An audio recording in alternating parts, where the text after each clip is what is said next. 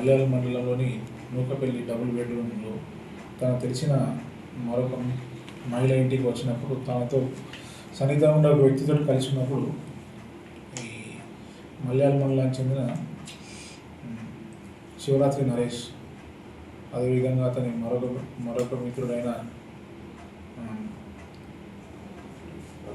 గురం శ్రీకాంత్, అదేవిధంగా అంజయ్య, మల్లేష్, వీళ్ళు నలుగురు కూడా ఆమెపై అత్యాచారం చేయడానికి ప్రయత్నం చేశారు. అందులో భాగంగా గురం శ్రీకాంత్, అదేవిధంగా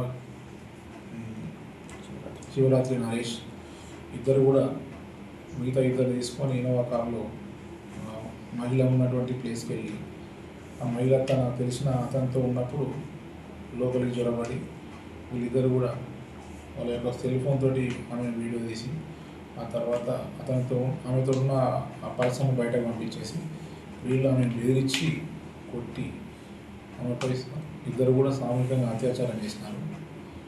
ఆ సమయంలో వీళ్ళతో వెళ్ళినటువంటి అంజయ్య, మల్లేశం వీళ్ళు బయట కాపలాగా ఉన్నారు. వీళ్ళకి ఎలా వెళ్ళారంటే మన శివరాత్రి నరేష్ ఒక ఇన్నోవా క్రిస్టా వెహికల్లో ఆ ప్రాంతానికి వెళ్ళడం జరిగింది. ఆ తర్వాత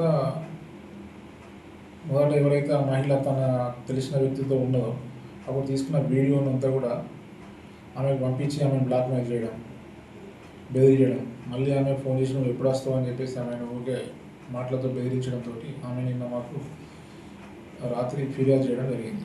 అందులో బాగా కేసు నమోదు చేసుకొని వారిని అరెస్ట్ చేసి ఈరోజు రిమాండ్ తరలించడం జరుగుతుంది. అందులో శివరాత్రి నరేష్ అనే వ్యక్తి మీద దాదాపు 13 కేసులు ఉన్నాయి. అలాగే రౌడీ షీట్ కూడా ఉంది.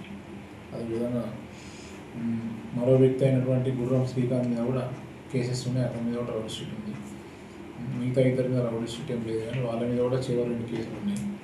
వీళ్ళందరి మీద మా జిల్లా SP Shri Ashok Kumar sir IPS గారు ఆదేశాల మేరకు రౌడీ షీట్ల ప్రత్యేక నిఘా పెట్టడం జరిగింది. వారి కదలికల మీద కూడా నిఘా పెట్టడం జరిగింది. వారి మీద చట్టపరంగా ఎంత స్ట్రాంగ్గా ఉండాలో అంత మా ఎస్పీఆర్ ఆదేశాలను మేము పాటిస్తూ వాళ్ళ మీద ఎప్పటికప్పుడు నిఘా ఉంచుతూ వారి కదలికలపైన వాళ్ళ మీద చర్యలు తీసుకోవడం జరుగుతుంది.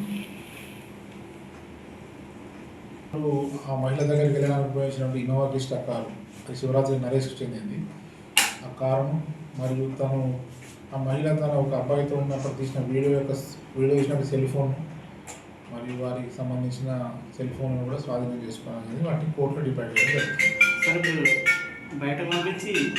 సార్ 2 కార్లు కూడా స్వాధీనం చేసుకున్నట్టు చెప్తున్నారు సార్ వాళ్ళు? లేదు, మన అఫెన్స్కి ఉపయోగించిన కార్లు మాత్రమే స్వాధీనం చేసుకున్నాం. మీకు 2 కార్లు ఏంటంటే రాత్రి మేము అంటే మనం వాళ్ళని తీసుకొచ్చినప్పుడు తీసుకురావాలి, వాళ్ళకి అఫెన్స్లో ఉన్న వెహికల్ని మనం స్వాధీనం